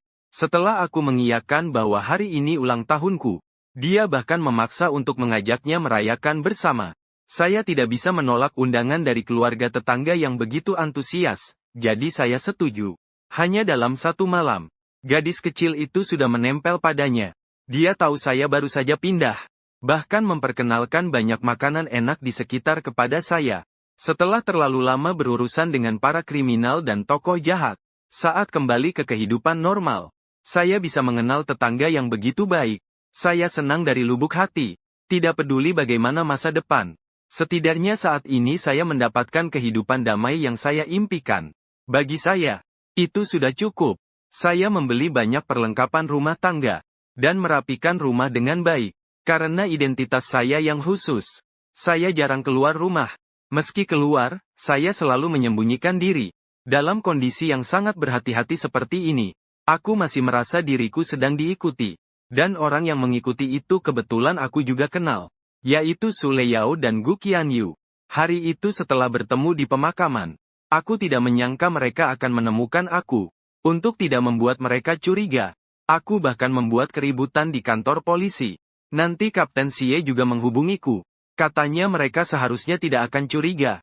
Tapi dalam beberapa hari ini aku sering melihat mobil mewah yang tidak cocok dengan kompleks tua ini di jendela. Kadang aku keluar membeli sebotol air. Aku juga bisa merasakan tatapan mata yang mengintip samar-samar. Selama 2 tahun menyamar, agar bisa menyembunyikan identitasku dengan sempurna. Aku belajar bagaimana menjadi seorang preman. Aku yakin Sule Yao dan Gu Qianyu tidak akan mengenaliku. Tapi melihat keadaannya, mereka berdua pasti telah menemukan sesuatu. Makanya sering muncul di sekitarku. Untuk keamanan, setelah berpikir berkali-kali, saya tetap menelepon Kapten Xie. Kami berdua merundingkan strategi. Baru saya lega. Beberapa hari berikutnya saya tetap berdiam di rumah. Tanggal 18 Januari adalah hari peringatan kematian ayah saya secara resmi, Jiang Dahuan. Saya bangun sangat pagi, kembali ke pemakaman di desa nelayan. Setelah selesai sembahyang, saya dihentikan oleh 3 atau 5 preman. Sialan, terakhir kali kau menipu aku 3.000 yuan. Besoknya langsung kabur. Aku kira kau nggak berani kembali. Jiang Yichen, nyalimu gede banget. Beberapa orang mengumpat dan mengelilingi. Saya melirik mereka. langsung mengambil kayu yang ada di tanah. Wajah saya masih tersenyum lebar. Penipuan apa sih? Bukankah kamu yang kalah dariku? Hanya 30 lembar saja. Zhao Biao, kamu punya sekelompok orang di bawahmu. Tidak mungkin kalah karena uang sedikit ini, kan? Kalah muka di depan saudara-saudaramu seperti ini. Zhao Biao sangat marah. Dia malas bermuka biasa lagi denganku. Mengangkat tangan ingin mengajarku pelajaran. Batang besi baru dinaikkan sudah dihentikan oleh sebuah suara. Sekelompok orang menoleh dan melihat dua wanita dengan aura mewah. Sedang menatap dengan wajah dingin. Beberapa pria dewasa mengintimidasi satu orang yang sendirian. Tidak malu, iya? Zhao Biao meludah. Melihat dengan wajah penuh ketidakpuasan pada kedua wanita itu. Kalian siapa? Cepat pergi. Kalau tidak, aku akan mengajarkan pelajaran bahkan pada kalian berdua. Perintah. Berikut. Beberapa preman langsung berkelahi dengan dua wanita yang bertangan kosong. Melihat keributan di depan mata, aku memanfaatkan kekacauan dan langsung lari selama 1 detik. Tanpa ragu, dua kelompok yang sedang bertarung sengit. Baru menyadari kejadian ini setelah 5 menit. Seorang anak buah melihat sekeliling, dan dengan keras menepuk pahanya. Berteriak keras. Parah, Kak Biao. Anak nakal itu kabur bersama beberapa orang. Tidak sempat membalas dendam pada mereka. Mengejar dengan penuh amarah ke arah ujung desa. Tubuh dua orang itu baru saja rileks dari ketegangan. Melihat luka di wajah satu sama lain, Gu Qianyu dan Su Leyao sama-sama menangis. Beberapa saat kemudian baru tersadar. Menyadari aku diam-diam kabur saat mereka berkelahi. Menyingkir.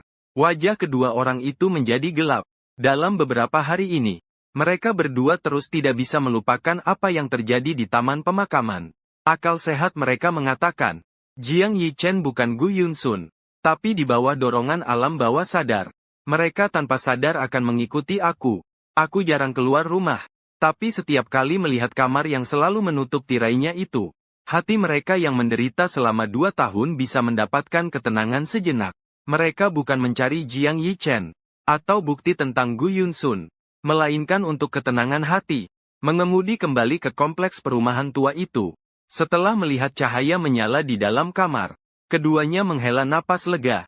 Gu Qianyu membuka jendela mobil, lalu menyalakan sebatang rokok lagi. Su Leyao mengambil kembali berkas yang tepinya terlipat itu. Dengan seksama memperhatikannya. Ini adalah data tentang Jiang Yichen yang dikumpulkan sekretaris. Padahal ini adalah kehidupan seorang pria asing. Dia membolak-baliknya berkali-kali. Sangat hafal di hati.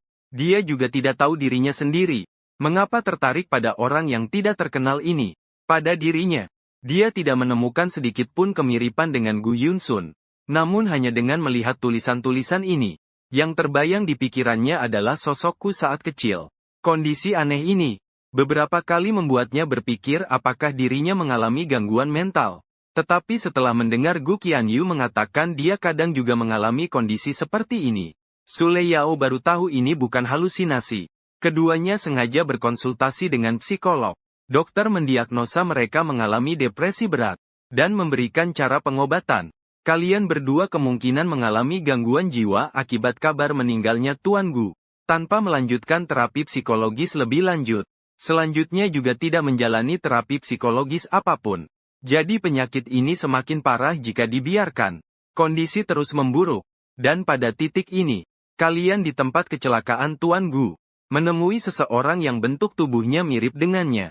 Dalam kerinduan yang luar biasa. Secara tidak sadar akan menganggap Tuan Jiang ini sebagai bayangan Tuan Gu. Sehingga muncul rasa ketergantungan padanya. Meski orang yang meninggal tidak bisa hidup kembali. Tapi demi kesehatan kalian berdua, saya sarankan kalian bisa lebih sering berinteraksi dengan Tuan Jiang ini. Kehadirannya bisa membantu pengobatan kondisi kalian. Mungkin bisa membantu kalian keluar dari bayang-bayang kecelakaan. Memulai hidup normal. Mengingat saran dokter dan kecelakaan yang terjadi hari ini, Su Leyao merasa tersentuh dalam hati. Melihat ke Gu Qianyu. Qianyu, karena Jiang Yichen membantu kesembuhan penyakit kita. Bagaimana kalau kita membawanya mendekat kepada kita saja? Mungkin sudah ada takdir di balik semuanya. Sehingga kita bisa bertemu dengannya. Meskipun dia bukan Yunsun. Tetapi latar belakang hidupnya juga sangat menyedihkan. Anggap saja ini adalah untuk mengumpulkan keberuntungan bagi Yunsun. Gu Qianyu kebetulan juga memiliki pemikiran ini. Menganggukkan kepala pelan-pelan. Meskipun orang ini punya beberapa masalah, tetapi dasarnya tidak buruk. Karena orang tua saya sudah menolong ayahnya, maka saya juga akan membantunya, agar dia tidak salah jalan di masa depan, dan tidak mengecewakan harapan orang tua saya. Keduanya berdiskusi cukup lama sebelum akhirnya naik ke lantai atas bersama-sama. Mengetuk pintu itu. Mengetuk selama setengah jam penuh. Tidak ada respons sama sekali dari dalam. Akhirnya tetangga tidak tahan melihatnya. Mengerumpi beberapa kali. Barulah aku membuka sedikit celah. Menyipitkan mata. Wajah penuh waspada. Kalian berdua nggak ada habisnya ya. Cepat pergi. Kalau tidak, aku akan lapor polisi. Begitu aku mulai bicara, Gu Qianyu langsung marah. Sule Yao cepat-cepat menariknya. Sabar, jawab aku, soal kejadian hari ini. Kita bicara dulu. Aku melirik mereka dengan tajam. Nada bicara sangat buruk. Bicara apa? Bicara tentang kalian yang menguntit aku, ya? Kalau begitu bicara saja di kantor polisi. Lihat kali ini kalian masih bisa kabur atau tidak. Sambil bicara aku mau tutup pintu. Sule Yao cepat dan tangkas. Menggunakan telapak tangan menahan celah pintu. Jiang Yichen sama sekali tidak memanjakan dia. Dengan penuh kemarahan, dia membanting pintu. Seluruh telapak tangannya langsung dipenuhi memar. Menjadi kebiruan dan ungu. Gu Qianyu yang kehabisan napas melihat dia terluka. Tak tahan untuk menegur dengan keras. Jiang Yichen, kami sudah menyelamatkanmu. Jangan sampai tidak tahu terima kasih. Siapa yang menyuruh kalian menyelamatkan? Bukankah karena kalian terlalu ikut campur urusan orang? Masih ingin menggunakan hal ini untuk mengancamku? Tidak mungkin. Melihat dua orang itu hampir berdebat lagi. Sule Yao menahan sakit parah dan memotong, kita bukan datang untuk bertengkar. Hanya ingin mendiskusikan sesuatu denganmu. Jika kamu tidak memberikan kami kesempatan ini, maka besok siang, gerombolan preman yang mengepungmu mungkin akan datang ke tempatmu. Wajahku perlahan berubah menjadi rumit setelah kalimat itu. Aku menatap mereka dengan penuh kebencian. Hampir menggeram dengan gigi terkepal. Cepat kentut. Kedua orang itu tahu ini artinya kompromi. Sule Yao menghapus keringat dingin di dahinya. Perlahan meletakkan tangan. Suaranya agak lemah. Di sini tidak cocok. Mari pergi ke rumah teh. Ruang VIP sangat sunyi. Setelah mendengar permintaan mereka berdua, aku menunjukkan ekspresi yang sulit dipercaya. Apa maksudnya mempekerjakanku untuk membantu kalian mengobati penyakit? Aku bahkan belum menyelesaikan sekolah menengah pertama. Suruh aku mengobati penyakit. Kalian berdua gila ya? Kalian tidak takut aku malah membahayakan kalian sampai mati? Tidak perlu kamu melakukan apa-apa. Kamu hanya perlu pindah ke villa dan tinggal bersama kami saja. Gu Qianyu mengucapkan kata-kata ini. Keraguan di wajahku semakin dalam.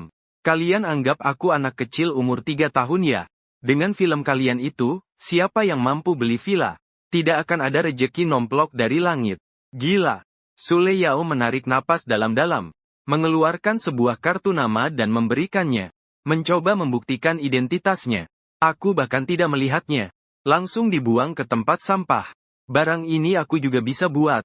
Gu Qianyu langsung mengeluarkan sebuah kartu bank dan memberikannya. Dengan singkat dan jelas menjelaskan kepadanya. Di kartu ada 8 juta. Aku mengira-ngira beberapa kali. Langsung aku patahkan menjadi beberapa bagian. Dengan wajah tersenyum aneh. Ingin memanfaatkan aku untuk pencucian uang. Aku tidak akan tertipu. Selanjutnya kedua orang itu lagi-lagi mengajukan banyak syarat. Aku semua tolak. Kesabaran Gu Qianyu perlahan habis. Dengan wajah yang muram. Kamu sebenarnya bagaimana supaya bisa percaya padaku? Meneguk secangkir teh. Menyilangkan kaki.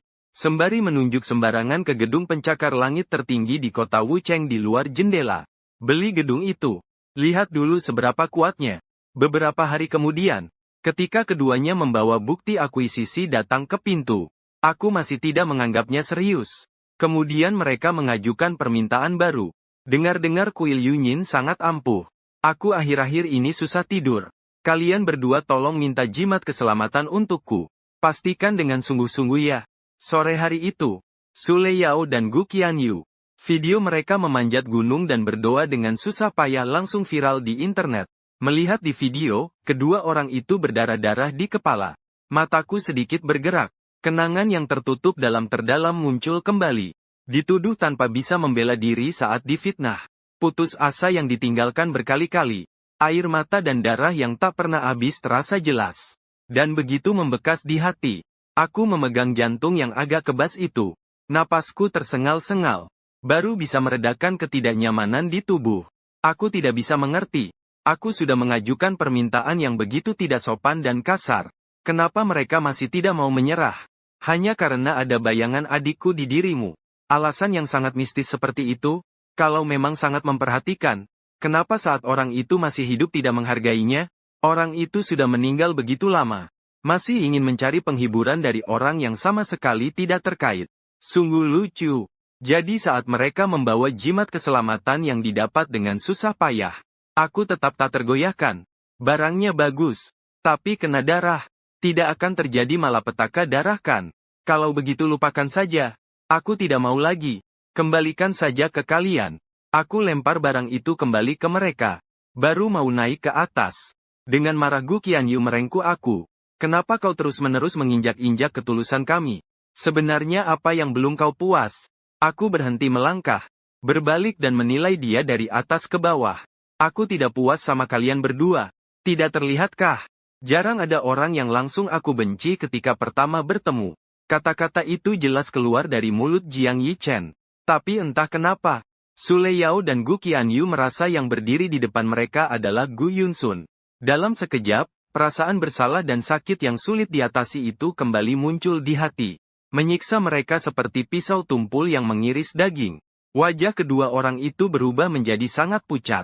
Sepasang tangan tergantung tanpa tenaga.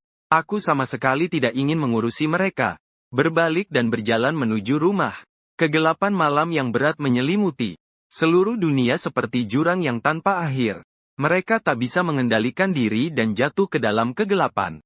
Aku pikir setelah aku mengatakan hal yang menyakitkan seperti itu, dua wanita yang bangga itu tidak akan menggangguku lagi. Tapi keadaan jauh di luar dugaanku. Sebelumnya aku hanya melihat mereka sesekali dalam 1 atau 2 hari. Sekarang mereka berdua langsung membeli rumah kosong di sebelah. Pindah masuk. Aku benar-benar tidak tahu apa yang mereka pikirkan. Tapi aku tidak menyerah karena tindakan gila mereka ini. Walaupun operasi menembak matahari selesai dengan sempurna. Aku, pion ini, menjadi sunyi. Namun di bawah permukaan air yang tenang, arus gelap bergejolak. Mungkin bulan depan. Mungkin besok, mungkin detik berikutnya. Jiang Yichen, mata-mata ini akan digunakan kembali oleh organisasi. Aku sudah siap untuk bertarung kapan saja. Jadi di depan orang lain aku masih berperan sebagai yang suka omong kosong. Pemuda nakal yang sembrono. Dan di hadapan Gu Qianyu dan Su Leyao, aku selalu menjaga sikap dingin. Tapi tidak peduli bagaimana aku mengejek mereka berdua. Mereka tetap tidak mau menyerah. Terus-menerus berusaha dekat denganku. Aku hanya menganggap mereka tidak ada. Hadiah yang mereka kirimkan, aku buang saja. Atau aku berikan ke orang lain. Mereka bilang mau carikan aku pekerjaan. Aku bilang ke tim aku tidak ingin bekerja. Mereka mengajakku pergi liburan untuk menyegarkan pikiran. Kami mengunci pintu dan malas membalas. Waktu berlalu hari demi hari. Aku perlahan beradaptasi dengan kehidupan sekarang. Juga menyadari perubahan pada Gu Qianyu dan Su Leyao. Mereka seperti kecanduan pada rasa ditolak. Semakin gagal semakin bersemangat. Tatapan mereka kepadaku juga semakin aneh. Kadang aku mendengar mereka salah menyebut namaku dalam keadaan bingung. Yunsun. Sudah lama aku tidak mendengar seseorang memanggilku seperti itu. Juga sempat bingung sejenak. Namun segera kembali seperti biasa. Setelah menenangkan hati, aku yang jarang melakukannya berbalik badan. Dengan inisiatif berkata satu kalimat kepada Gu Qianyu yang berpapasan denganku. Aku bukan orang yang mengizinkan sakit lalu pergi ke dokter. Jangan gila di hadapanku. Setelah berkata, aku menutup pintu dan meninggalkan rumah. Saat berbalik badan, karena gerakan yang terlalu besar, kalung yang tersembunyi di kerah bajuku terayun keluar. Setelah melihat liontin di atasnya, wajah Gu Qianyu langsung berubah. Jika dia tidak salah melihat, hiasan gantung kamar mandi dan yang ditinggalkan ibunya Gu. Jam tangan yang saya anggap sangat berharga itu persis sama. Setelah kecelakaan itu terjadi, Gu Qianyu mencari di sepanjang jalan raya dan semua tempat yang terpikirkan di rumah. Tetapi tidak menemukan jam tangan itu sama sekali. Mengapa Jiang Yichen memiliki model yang sama? Membunuh itu yang telah dia sangkal berkali-kali. Jiang Yichen adalah ilusi Gu Yunsun yang muncul kembali dalam pikirannya. Dan firasat kali ini lebih kuat daripada sebelumnya. Dia melangkah cepat menuruni tangga. Ingin mendapatkan sebuah bukti. Namun kegelapan malam terlalu pekat. Gu Qianyu tidak dapat menemukan sosok yang selalu menghantuinya itu. Emosi yang terlalu bersemangat menekan rasa kecewa itu. Dia menggenggam tangan dengan erat. Berbalik dan kembali ke lantai 4. Bersiap untuk memberitahu kabar baik ini kepada Su Leyao. Setelah melihat punggungku menghilang, aku bangkit dari warung malam yang penuh sesak. Naik ke pintu mobil yang terparkir di pinggir jalan. Setelah menutupnya, aku melaporkan situasi terkini kepadanya. Menekankan pada hal bahwa Su Leyao dan Gu Qianyu mungkin mulai curiga. Setelah mendengar, dia mengangguk. Tatapannya dalam dan serius. Aku tahu aku akan menangani urusan di sini. Kamu tidak perlu khawatir. Perasaanku baru saja mereda. Apakah operasi mulai malam ini? Menyerahkan tas berkas milik Mi Feng ke tanganku. Kapten Xie kemudian membuka suara dengan suara berat. Operasi Zuyu resmi dimulai pukul 10 malam ini. Identitasmu tetap sebagai pria keluarga Yu. Jiang Yichen. Kode nama diganti menjadi Ni Dongyan. Keesokan harinya, Su Leyao dan Gu Qianyu terbangun karena suara di koridor. Setelah sadar kembali, keduanya melompat dari sofa. Bahkan tidak sempat memakai sepatu. Langsung berlari ke pintu. Begitu pintu dibuka, mereka melihat sekelompok orang sedang memindahkan furnitur dari rumah sebelah. Keduanya bingung. Segera maju untuk menghentikan. Di mana Jiang Yichen? Dia bahkan tidak ada di sini. Kalian atas dasar apa memindahkan barang-barangnya? Pemilik rumah melirik mereka sebentar. Mengangkat mata dengan ekspresi kesal. Dia hanya menyewa selama 2 bulan. Sekarang sudah pindah. Tentu saja saya harus beres-beres untuk tamu baru. Berita ini bagi mereka berdua. Bagaikan bencana hari ini. Mereka sama sekali tidak mengira. Hanya setelah semalam, Jiang Yichen menghilang dari depan mata mereka. Karena dugaan itu, 2 orang yang bersemangat sepanjang malam tidak bisa menerima hasil ini dengan cara apapun. Berusaha sekuat tenaga menanyakan keberadaanku. Tapi baik pemilik rumah maupun tetangga, semua orang tidak tahu apa-apa tentang hal ini. Dan dalam daftar tamu yang baru masuk ke kota pelindung juga tidak ada nama Jiang Yichen. Dia seperti setetes air yang jatuh ke laut, menghilang tanpa jejak, hanya selangkah dari kebenaran. Satu-satunya orang yang dapat memberi mereka harapan justru menghilang begitu saja. Hasil ini bagi Gu Qianyu dan Su Leyao merupakan pukulan berat yang sulit diterima. Kedua orang itu kembali ke kondisi saat aku baru saja meninggal. Dengan harapan yang redup dan sakit karena ilusi yang hancur. Mereka hanya bisa terus menegaskan. Jiang Yichen adalah aku. Dia hanya tidak ingin mereka menemukannya. Jadi itulah mengapa muncul keinginan untuk pergi. Sehingga bisa dengan susah payah menjaga kewarasan. Dan dukungan psikologis ini juga seiring berjalannya waktu. Perlahan menjadi rapuh dan lemah. Keduanya hampir membalikkan benteng kota. Tetap saja belum menemukan jejak Jiang Yichen. Mereka hanya bisa mengurung diri di rumah kecil yang sudah mereka beli. Di dalam rumah kecil itu, dengan putus asa menunggu kepulanganku. Hari demi hari, ruang tamu perlahan-lahan dipenuhi oleh botol kosong dan abu rokok. Bangun dari mabuk berat, melihat ruangan yang kosong. Su Leyao merasa sakit kepala luar biasa. Minuman di meja sudah habis. Dia berjalan ke kamar mandi karena haus. Tepat saat akan memutar keran air. Sebuah helai rambut di sudut dinding tiba-tiba menarik perhatiannya. Mengambil dan melihatnya selama beberapa saat. Otaknya yang semula kabur tiba-tiba menjadi ringan. Dia membangunkan Gu Qianyu yang masih terlelap. Kedua orang itu buru-buru menuju rumah sakit. Langsung ke departemen genetika. Selama menunggu setengah hari. Setiap detik menjadi sangat menyiksa. Di bawah rangsangan adrenalin. Gu Qianyu juga menghubungi seseorang yang mungkin tahu keberadaan Jiang Yichen. Kapten Xie menerima berita setelah pulang kerja. Ketika sampai di rumah sakit, hasil pemeriksaan juga baru saja keluar. Di atasnya tertempel cap resmi yang mengkonfirmasi tidak ada hubungan darah. Saat melihat beberapa kata ini, senar terakhir di tubuh Gu Qianyu dan Su Leyao juga putus. Air mata mengalir dari mata yang merah menyala. Tubuh terus gemetar. Kedua orang itu seperti orang gila. Merobek kertas itu berkeping-keping. Melihat serpihan kertas yang berterbangan. Seperti serpihan salju yang jatuh. Tatapan mata Kapten Xie yang menunduk menyiratkan sedikit rasa sakit hati. Malam saat aku pergi, dia langsung mengirim orang untuk membersihkan kamar itu. Dan helai rambut ini aku sengaja tinggalkan. Hanya untuk memutus sedikit keraguan terakhir di hati mereka. Meskipun hasil ini terlalu menyakitkan bagi mereka. Namun demi kelancaran operasi, segala pengorbanan adalah layak. Dengan keyakinan ini, perasaan sedih itu segera menghilang. Dia dengan cepat kembali menjadi kapten tim detektif yang rasional dan tenang. Melangkah ke sisi mereka. Menegaskan fakta. Qian Yu, Lei Yao, dan Yun Sun sudah meninggal 2 tahun lalu. Kalian jangan menggantungkan perasaan pada dugaan hayalan. Cobalah untuk bangkit sendiri. Suara yang tenang dan kuat ini tidak memberikan kenyamanan apapun bagi Gu Qianyu dan Su Lei Yao. Keduanya lebih dari siapapun tahu. Mereka tidak bisa keluar dari itu. Mereka dilingkupi oleh dunia yang gelap. Selamanya tidak akan menunggu fajar. Dan bulan sudah lama jatuh.